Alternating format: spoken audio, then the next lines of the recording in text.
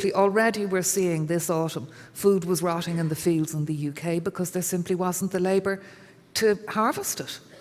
And the British food industry is petrified about this and the direction which Brexit is bringing Britain on this issue of labour supply.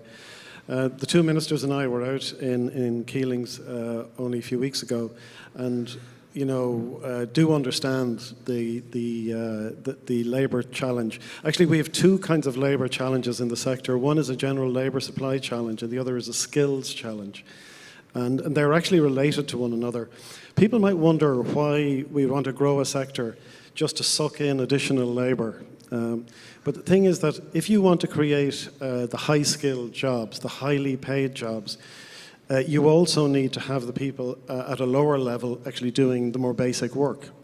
You can't have one without the other, and so that's the challenge we've got at the moment.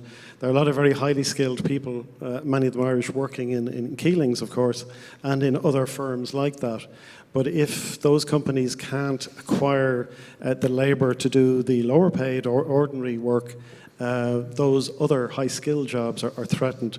So we do have to deal with this. Now, we do have access to the EU market in the first place, and we are talking to our other government departments about the issue of labour supply, because the food sector is at the front end of that issue, but there are other industries also affected by it. And seasonality an issue there, is it? Seasonality is a big issue, actually.